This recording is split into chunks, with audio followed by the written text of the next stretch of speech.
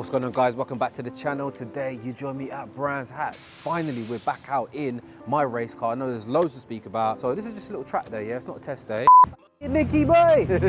It's gonna be a madness. I'm trying to shoot you like a dedicated track feature on the Evo 8. I'm trying to get you a vlog and content on the race car, so plenty to speak about, but enjoy the day.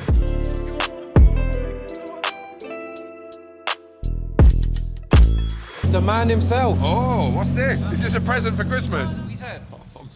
I'm saying it's wet out there. Don't be confused, this ain't the same Evo you see last time, yeah? There's a couple of tricks on this one. Remember Watson, the GTR driver?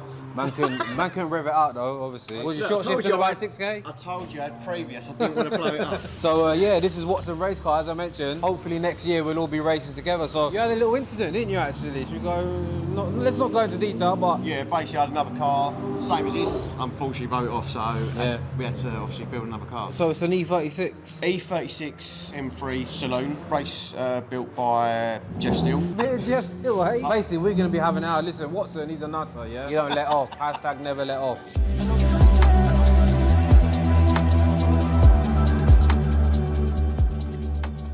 Jeez, the race car has landed. We've got man like Will over there. Look at her, man. Jesus. Let's get you on microphone, mate. Just have a little quick waffle, if that's all right? Yeah. So obviously we took the engine to bits to find out what was wrong. Big end shells had gone, as we kind of suspected. Obviously rebuilt the engine, ordered the dry sump kit from America, and it has an actual tank of oil.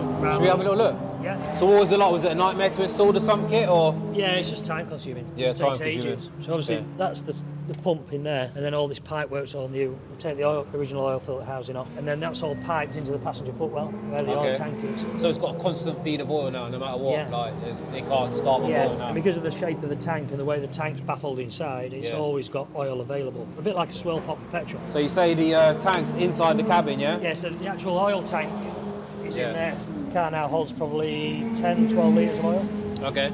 So it's got a massive quantity of oil. Quickly, Will, because my God, it's been a long time, but could you just, for anyone that's new, go over the rough spec of the car? Yeah, so it started off life as a road car, built the engine with camshafts, strict camshafts, other modifications to give it to the power that it is now. Big brakes, three-way dampers. What would you estimate horsepower to be? I think it's around 500 horsepower. We got the wets on right now, haven't we? Yeah. You reckon we probably want to swap them over now because it's drying up, isn't it? Yeah, it's definitely drying up. Yeah, well guys, it's probably, I think it's about to be lunchtime, so we'll eat some food and then we'll come out and take it for its first drive again, I suppose.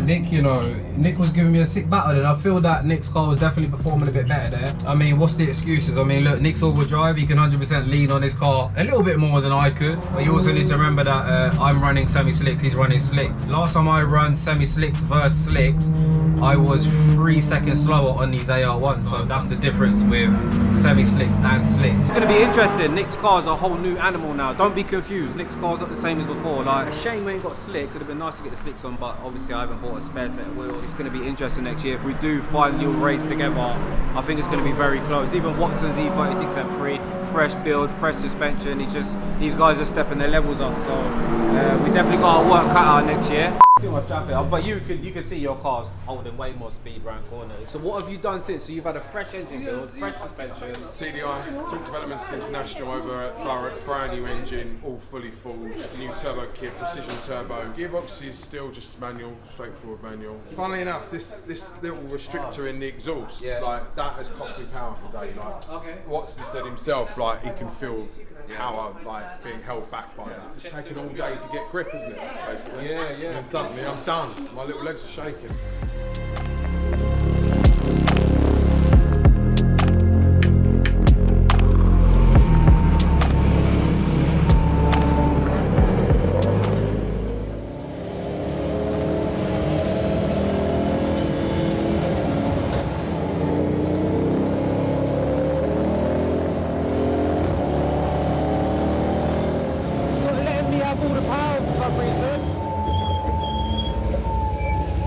The temps are going high enough. It's not giving me the power.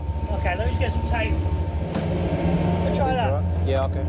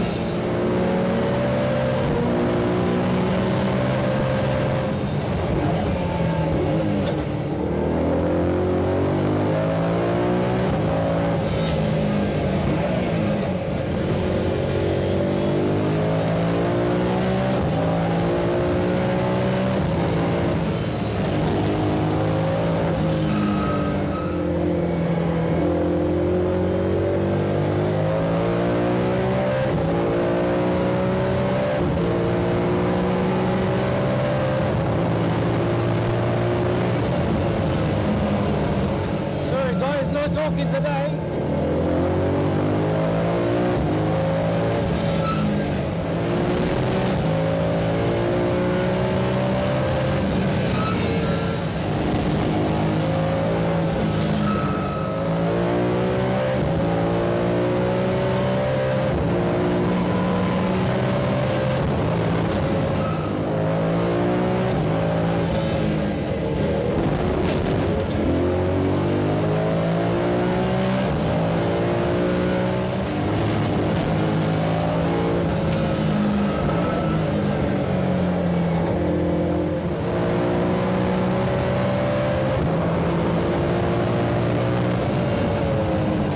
Sickest shit you can do in life, man.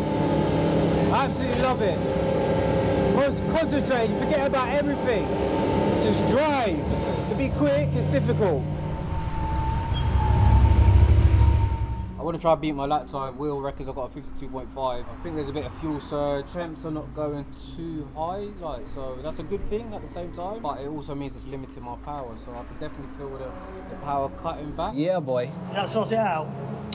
Yeah. I mean, temps like got up to about 117. They were sitting around there for a while. Yeah. I was like, shit, should I come in? Because you were saying 118, weren't you? Yeah, no, that's all right. Yeah. Like And then it went up to about 120, and I thought, so I bring it in. Yeah, I'll take one strip off. Can you feel the traction control at all or not? No, I'm still having to like be careful with the throttle, man. I'm not driving it like Silverstone. I feel comfortable, but I know my boundaries. Do you know what I mean? But yeah, nah, traction's definitely not holding me back. Mate, the car's unbelievable. Honestly, the car's unreal. It's unbelievable. I've driven nothing like it. The confidence it gives you.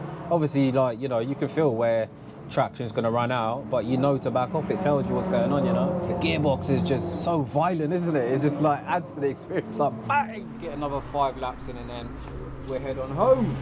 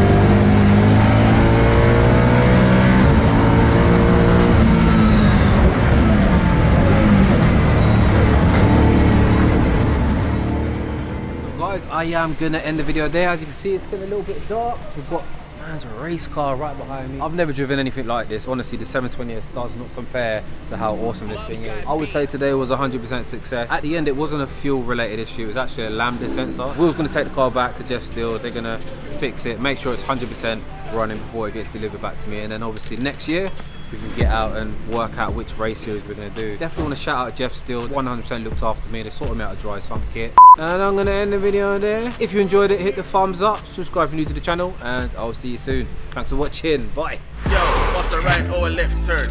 Lamborghini made the heads turn. Enough fuel for the next journey. Man's wheels spinning, got the heads turning. Exhaust smoke like a fire burning. Just bought a bimmer, man's buying German. Park where I want, didn't buy a permit. Wanna join the team, then buy a jersey. Full tank full of gas lead.